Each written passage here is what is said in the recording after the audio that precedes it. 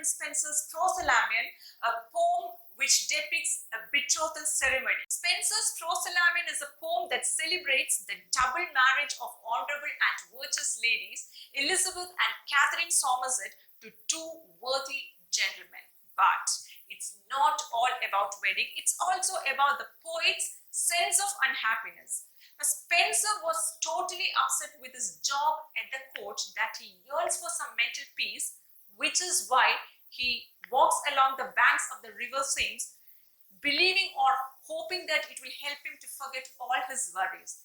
And as he walks along the banks of the river Thames, his attention shifts to the meadow by the river where he saw a group of nymphs with baskets collecting flowers for the brides. They are all happily making crowns for the brides Elizabeth and Catherine. The poet also talks about the two swans that swim across the river Thames, and he relates it to the myth of Jove and Leda. The nymphs are so excited to see these swans that they throw flowers over the Thames and birds. The poet also invokes the pagan gods to bless these couples and to guard them from all evils. Then comes the description of the bridal procession down the river Thames leading to the Essex house, which is the venue of wedding.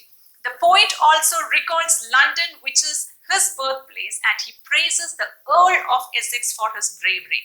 Now, one more important thing to remember is that in this poem, Spenser has devoted around 23 lines for the Earl of Essex. Now, finally, the brides and the grooms are ready for the wedlock. Now it's a turn to discuss the questions and answers. Who praised Spenser's Prothalamion for its swan-like movement? Coleridge. What does the title Prothalamion mean? Betrothal song or a song sung before a wedding.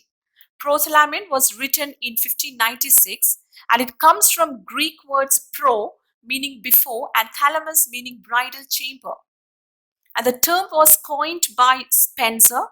The poem consists of 10 stanzas of 18 lines, which means a total of 118 lines are there in this poem.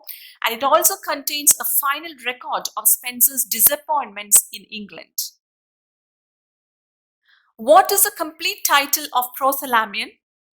Prothalamion, or a spousal verse in honor of the double marriage of Lady Elizabeth and Lady Catherine Somerset. Elizabeth Somerset and Catherine Somerset are the daughters of Edward Somerset, who was the Earl of Worcester, and Elizabeth was betrothed to Henry Guilford and Catherine to William Peter. Who said Prothalamion holds autobiographical lines of Spenser? Dr. Johnson. Prothalamion is often grouped with which of Spenser's poem? Epithalamion, which is about Spenser's own marriage, and Prothalamion is the second wedding song of Spenser, and Epithalamion is the first wedding song. Calm was the day, and through the trembling air, sweet-breathing Zephyrus did softly play. Which poem of Spenser opens with these lines? Prothalamion, and by Zephyrus, Spenser means the west wind. Which line in Prothalamion serve as a refrain?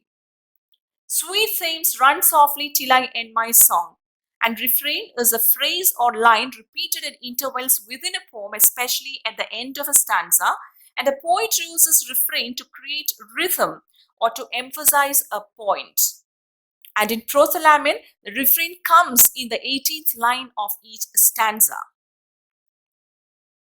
Which poet fondly recalls the lines "Sweet Thames, run softly till I end my song" in his poem, but cannot conceal their heavily ironic tone?